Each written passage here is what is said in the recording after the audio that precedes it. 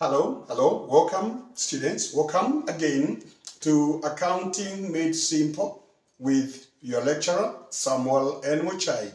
Today I want us to study about accounting for inventories in line with International Accounting Standards 2.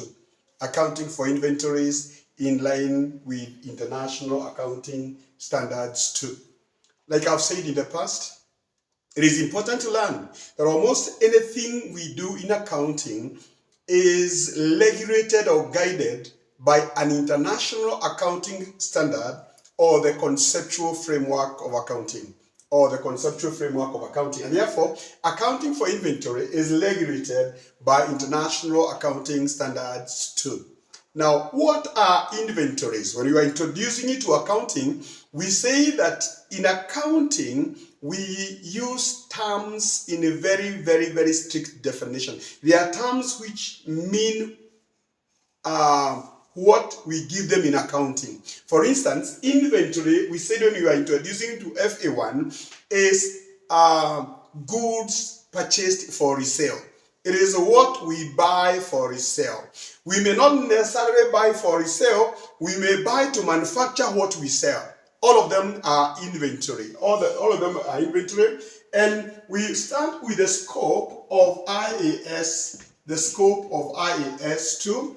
And we know IAS 2 deals with inventory, and it deals with inventories purchased for resale. It is deals with inventory purchased for resale. It deals with inventory purchased for resale. It deals with work in progress. It deals with accounting for inventory, which is work in progress. What is work in progress? It is the work we are doing at the end of the year. It is what we were in the process of manufacturing, but we never completed. Now, when we manufacture what we sell, the work we are doing at the end of the year, and which we never completed, which never became finished goods, is called work in progress. And it is part of inventory. Now, even before we come to work in progress, we talk about raw materials. What are raw materials? They are the inputs that we bring to the factory and which we convert into the finished goods. Now, the raw materials are therefore inventory that will be used in manufacturing of the finished goods, which we will sell. So again, IAS 2 covers the accounting for raw materials, and then we talk about the finished good. And definitely the finished goods are the same as what you are calling inventory purchase for what? For resale. Because you have completed the manufacturing, it is ready for resale.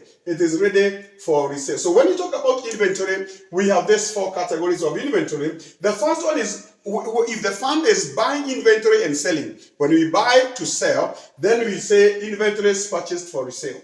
Then if we manufacture what we sell, then we buy the raw materials, and we're saying the raw materials are accounted for in line with IAS 2 because it's it's raw materials. Or once we manufacture goods and we get the finished goods, we call it finished goods, and its accounting is guided by IAS 2. Or at the end of the year, we might not have finished some of the manufacturing.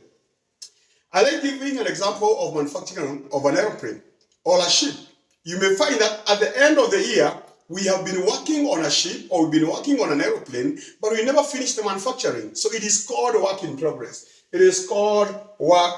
progress. Now, we say very clearly that the standard prescribes accounting treatment for inventory. It prescribes accounting treatment for inventories, and it provides guidance on how to determine the cost of inventory that has not been sold. The cost of inventory which has not been sold, And we know we call it closing inventory. Because whatever has been sold, we call it cost of goods sold. So we're talking about the closing inventory which is still in the farm. And therefore we call it closing inventory. We want to provide for how to recognize the closing inventory in the balance sheet and also in the income statement. Now, we said very clearly that inventory include assets held for sale in the ordinary course of business. That is either the finished goods or the goods that we had bought for resale.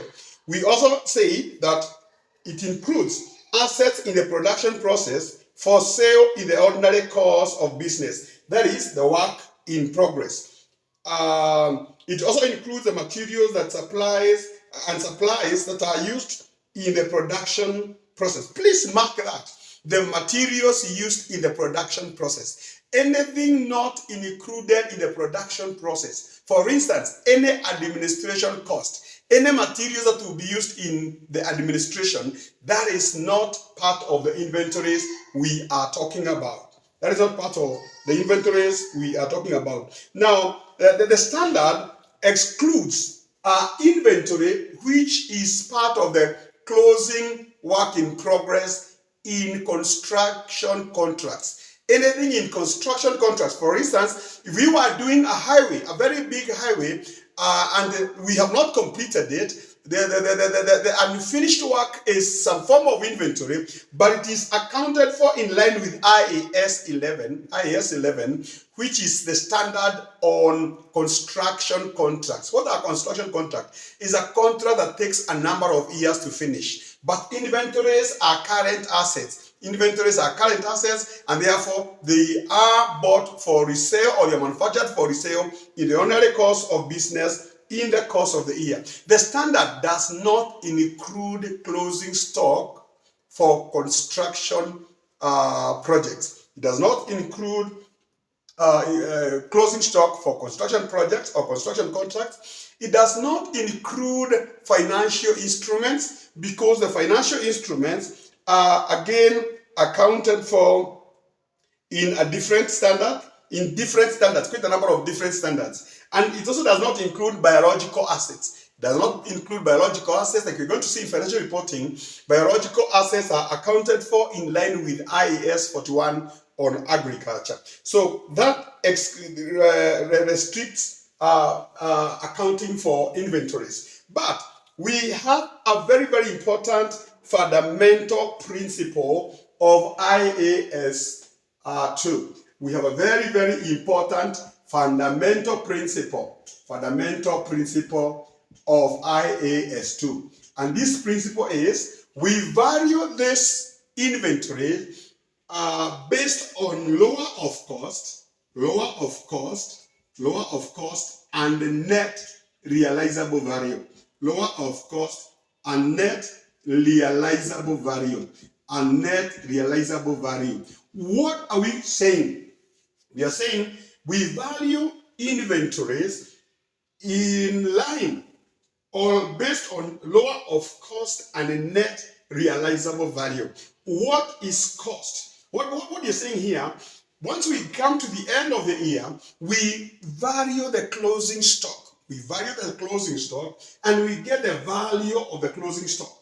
We get the value of the closing stock. Like we are going to study, we are going to see how we value the closing stock. But once you value, and you know the value is this amount of money, there is a very, very important question we ask ourselves in line with the conservatism concept. And we say, we look at the value, and then we look at the net realizable value. We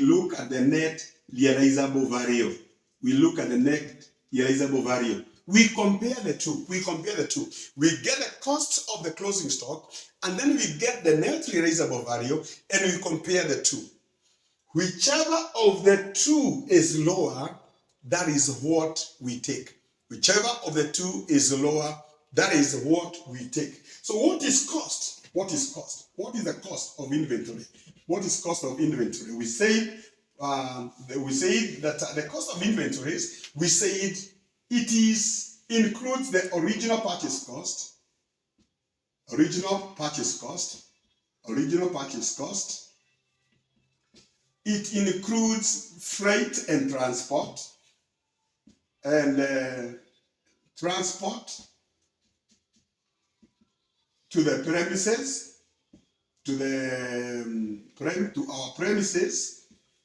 Please realize that the transport cost from the premises, from the shop to the customer, we always say it is an operating expense. It is an operating expense, but the cost of transport from where we are buying it all the way to the shop where we will start selling, or the cost of the transport of the raw materials all the way to where we are starting to sell the inventory, then that is capitalized. It's not capitalized. It becomes part of the cost of inventory. It becomes part of the cost of inventory.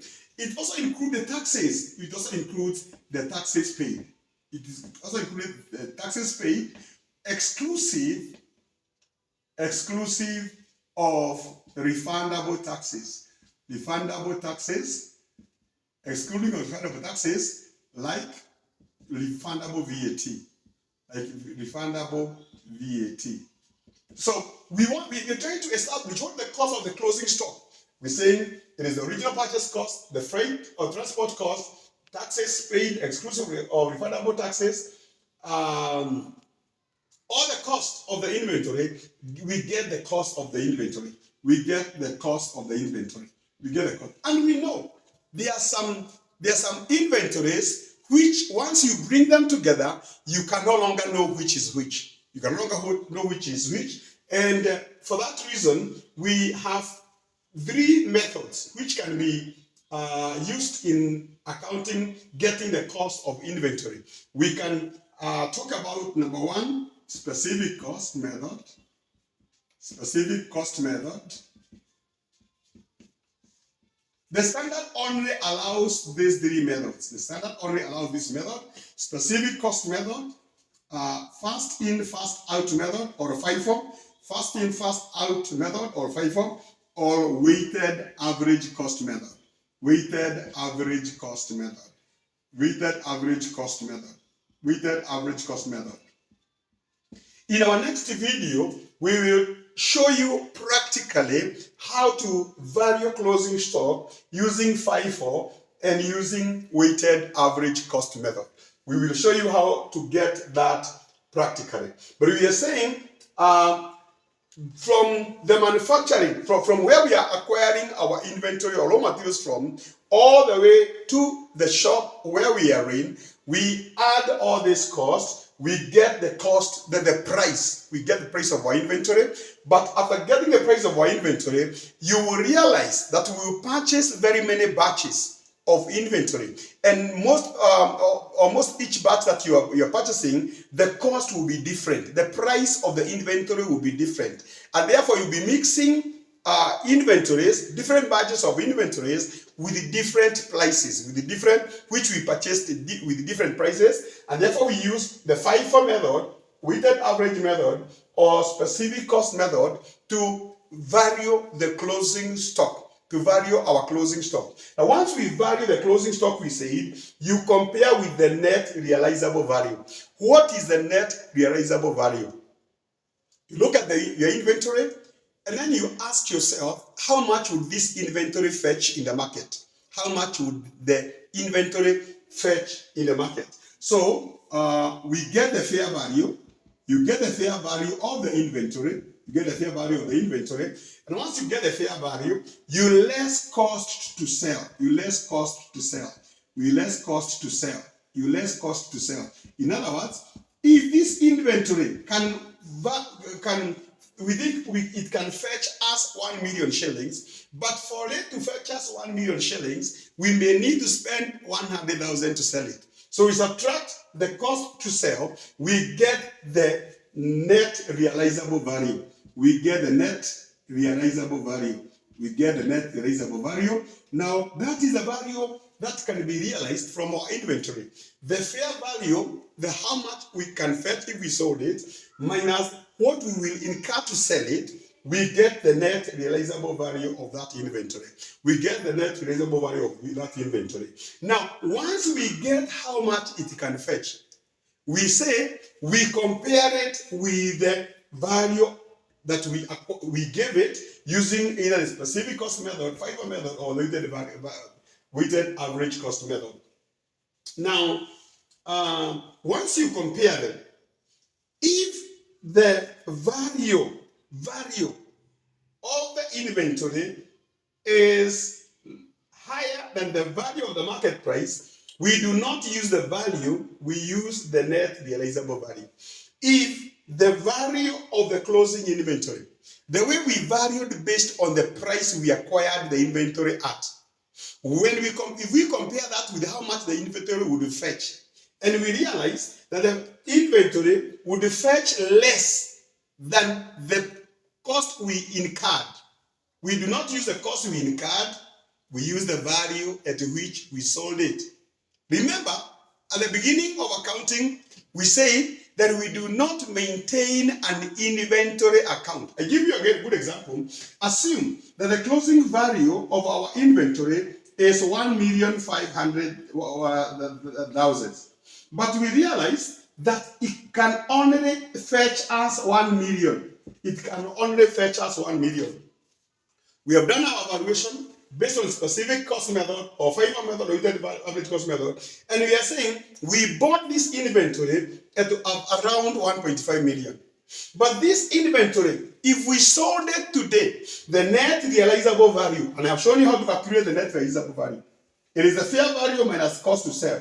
The net, we can only realize 1 million. We can only please mark this very, very, very well, because it will help you so much. I've seen students make mistakes because of not being able to know how to account for this.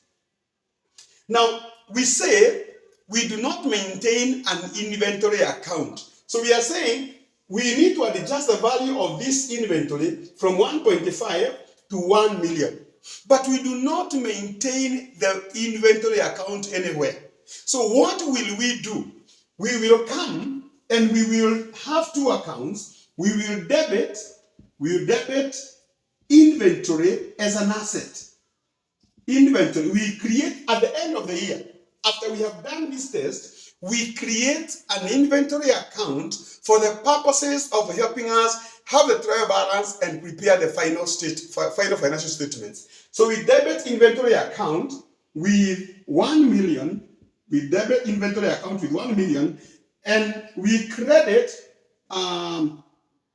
profit and loss account, trading profit and loss account with 1 million. Please mark what I'm doing. Please mark what I'm doing. Instead of debiting inventory with 1.5, I'm debiting inventory with 1 million. Instead of crediting trading profit and loss account with 1 million or 1.5, I'm crediting it with 1 million. I'm crediting it with 1 million. What does this imply? It means we have lowered the value. Although we bought the inventory at 1.5, we are recording it as an asset at a figure of 1 million. Although we bought at 1.5, we are recording it as a closing stock of 1 million. What are we doing by so doing? What are we doing by so doing?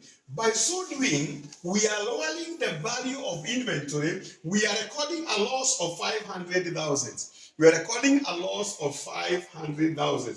Now, how will this loss? Some students, when they are told about this loss in the value, what they do, they go recording this loss somewhere in the income statement. No, this loss is recorded by recording a lower closing stock. This loss is recognized by recording a lower closing stock. So we are recording a lower figure of 1,000. And therefore, when we are saying cost of goods available for sale, less closing stock, instead of capturing a closing stock of 1.5, we are capturing a closing stock of 1 million. By so doing, we are increasing the cost of goods sold with the 500,000. We are increasing the cost of goods sold with 500,000, and therefore it is captured as an expense. It is captured as a trading expense. It is captured as a trading expense, not an operating expense. Some students will still go and deduct 500,000 under operating expenses. No, no, no. I repeat again. If you captured 1.5 million as the closing stock, you will reduce the cost of goods sold. But in our case, we are capturing 1 million so that we can increase the cost of goods sold with 500,000. We are not only increasing the cost of goods sold with 500,000, we are also lowering the closing inventory in the balance sheet with to 1 million. So in our balance sheet, our inventory will be 1 million, although the original purchase cost was 1.5. In our balance sheet, the inventory cost will be 1 million, and our closing stock in the trading profit and loss account will be 1 million, and therefore an increasing cost of goods sold with 500,000. With 500,000. That's the way we value the closing stock and capture, identify the final value. So if you are given the net realizable value of the inventory and you are given the original purchase cost, whichever is lower of the two is the one which you come to do your double entry with. Is the one which you come to do your double entry with. And I want to repeat again, we only do this double entry at the end of the year. We do the double entry at the end of the year, and we no longer use it in the next year. We do not have a double entry inventory account. We do not maintain an inventory account where we show purchases and sell. We do not maintain a double entry where we show purchases and sale of inventory. Now, that said and done, how do we do inventory? Once we buy inventory, how do we do double entry? How do we do double entry? Because we are saying we do not maintain an inventory account. We do not maintain an inventory account simply because the price at which you are acquiring inventory is not the price at which you are selling the inventory. If you maintain the inventory, it would not make sense. It would not make sense because the price at which you are buying is not the same as the price at which you are selling. It's not the price at which you are selling. And therefore, if we want to do something here to say, how do we account for inventory? We do not maintain an inventory account. We do not maintain an inventory account, but inventory is accounted for using 4 main accounts. It's accounted for using 4 main accounts, which are not called inventory account. Now, we know an increase in an asset, we debit the asset account. But an increase in inventory, we do not debit inventory account. We either debit purchases or return inwards. When we buy inventory, instead of debiting inventory, we debit purchases. And once customers return goods to us, we debit return inwards. Those are the two accounts that record increase in inventory. When inventory is returned to us, we call it return inwards, and therefore we debit return inwards. When we buy inventory, we debit purchases. Let's look at it. Now, by the way, as you account for this, you must know whether it was on credit or on cash. So if we say cash purchase of inventory. By cash we mean it can be bank or it can be cash. So we debit purchases because an asset called inventory has increased. So we debit purchases to record an increase in inventory. An increase in an asset, inventory is an asset. An increase in asset, we debit the asset account. But instead of debiting inventory because of purchase, we debit purchases. And then cash because we are saying we purchased in cash, money in the farm or in the bank reduces. Money in the farm or in the bank reduces, and a reduction in an asset, we credit the asset account. So we credit cash, or we credit bank. We credit cash or bank. We credit cash or bank. We credit cash or bank. We credit cash or bank. Now, if you purchase on credit, number 2, inventory purchase on credit. Inventory purchase on credit.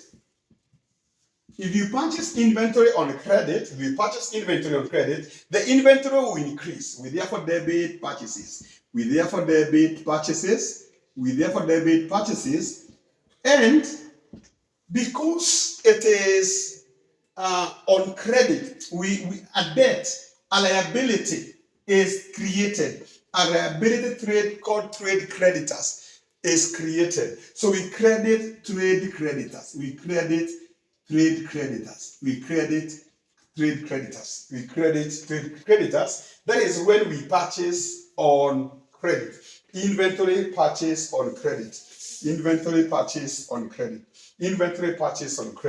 Now, after receiving inventory, we may return inventory to the suppliers. It is called return outwards. It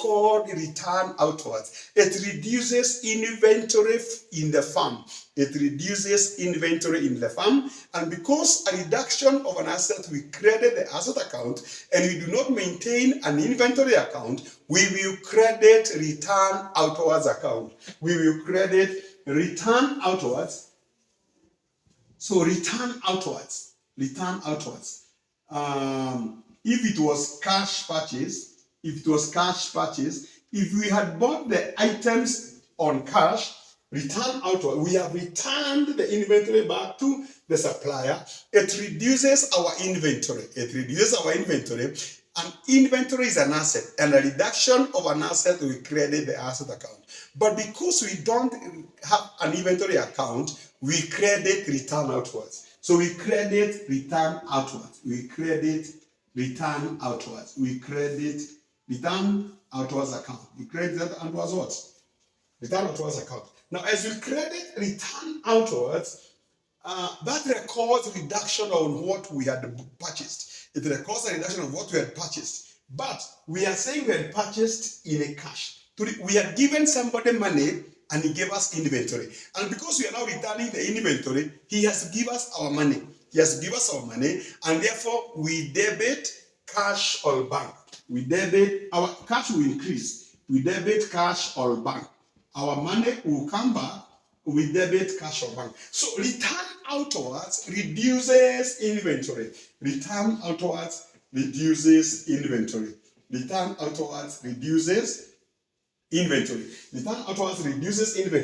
Now, this is a record of when we had bought the goods in cash. When we had bought the goods in cash. What happens if we had bought the inventory on credit? They had recorded that we owe them this amount of money. As we give back their inventory, they are supposed to record our liability, a reduction of our liability. So return outwards when it was on credit. Return outwards for goods bought on credit. Return outwards for goods bought on credit. We are saying the liability which has a credit balance will need to be debited. So we debit trade payables to reduce the liabilities. We debit trade payables account to reduce the liabilities as we credit return outwards.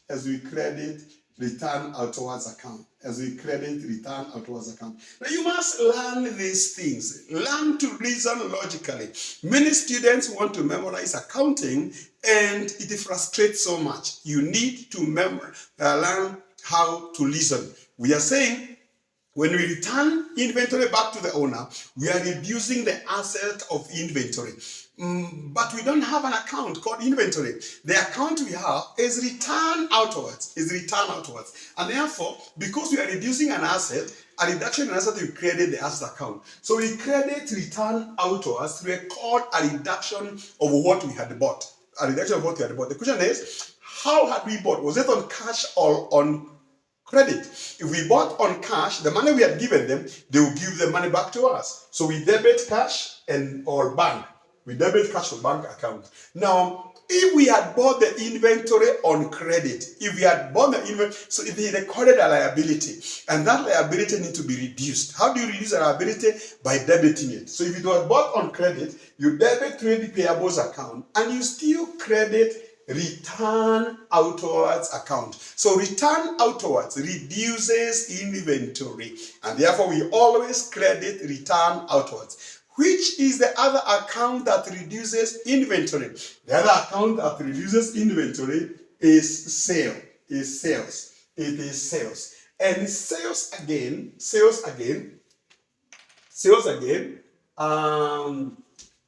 Maybe we come here and we record the entries for sales. Sales again is accounted for as identifying whether it's a cash sale or a credit sale. Whether it's a cash sale, when we sell inventory, the inventory in the farm goes down. So it reduces inventory. And a reduction of an asset, because inventory is an asset, reduction of an asset, we credit the asset account. But instead of crediting inventory, we credit sales. So assume we did credit sale. We will debit, we will credit sale. We record a credit sales account. And we are saying that this sale was on credit. So when we sell on credit, an asset called accounts receivable or trade debtors is created. When we sell on credit, we expect to receive. So we talk about accounts receivable. We debit accounts receivable. Account as we credit sales. We debit accounts receivable account as we credit sales. If it was a cash sale,